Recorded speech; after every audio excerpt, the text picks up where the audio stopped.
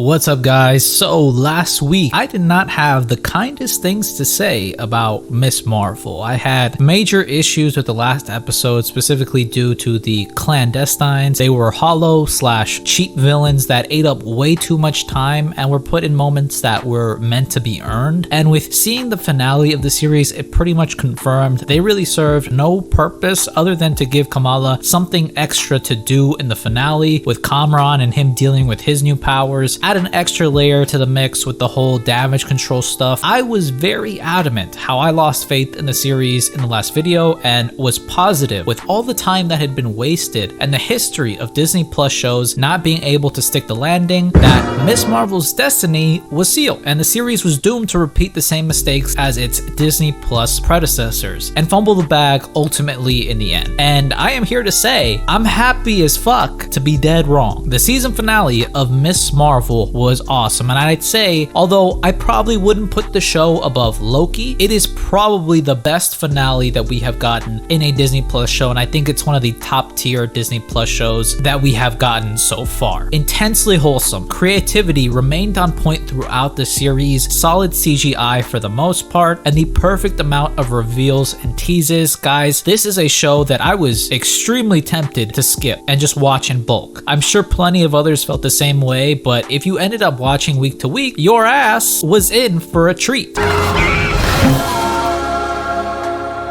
But seriously, we head back from Karachi to Jersey, and Kamala's family is up to date with Kamala being a superhero, having powers, and we kick the episode off with Nakia letting Kamala know what happened to the Circle Q as to go find Bruno and Kamran. Since Kamran escaped the prison, damage control is hot on his tail, so the whole episode is essentially trying to get Kamran to a boat where he could be taken to Pakistan and chill with the Red Daggers, but his powers are making that a little bit difficult. He's having a little bit of a tummy ache throughout the episode, a little dash of a period, which is all right. He's good, he's bad, he's getting his ass kicked, he's endangering everyone's life. You know, things are changing very quickly. They end up going to the high school with Bruno, Nakia, Ahmed, and even Zoe, who knows Kamala's secret identity, which I'm like, is this far from home? Kamala, put your damn mask on. Like, why have it just off if you have it on the top of your head? These are not glasses, they are to protect your secret identity. You're a superhero now, girl, you have to fucking act like it. But it seems Zoe might have known sooner, and she's very thankful for Kamala saving her life at Avengers Con, so she hasn't spilled the beans, so she's kind of a real one for that. And they do a whole Home Alone thing at the high school and set all these traps for the damage control with the foam, all the balls. It's a nice little sequence to buy time for Kamran to escape, but unfortunately an event that made me so sick to my stomach occurred. An event so diabolical, I, at 2 a.m. Central Standard Time, while I lay witnessing, was deeply compelled within my soul to get my ass up in my car, drive to my local Walmart just to fall to my knees for my boy Bruno, who had to witness the motherfucker Kamran and his girl Kamala equally covering distance for a quick smoocheroo. Okay, a quick little makeout session. Luckily nothing happened, but Bruno did not deserve to witness that at all. Kamran can shit blood for that, and so can Kamala for that matter. But moments after that, Kamran gets curious about his mother, and Kamala lets him know that she died, and he starts to wild out semi-understandably because he just got confirmed that his mom is dead. My mom is dead. But also, he was talking like the Noor dimension was his home when his ass was born on Earth, and that's all he's ever known, which was, I think, a little weird. Also, his mom left his ass at a Supermax prison. Like, losing your mother is very compelling, but honestly, they should have showed Najima and his relationship more to really get us to give a fuck about it and make his actions make more sense. But it's whatever. He goes ham on the damage control agents about to kill them, but Kamala intervenes and he attacks back, which, damn, shorties really do be going back to mofos like that. But I digress once more. He moves outside and almost gets lit up by damage control reinforcements until Kamala comes through to protect him, and they get fucked up a bit, and we get our big moment of Kamala actually embiggening and using her power to contain Kamran's last blast and giving him another chance to escape, and the community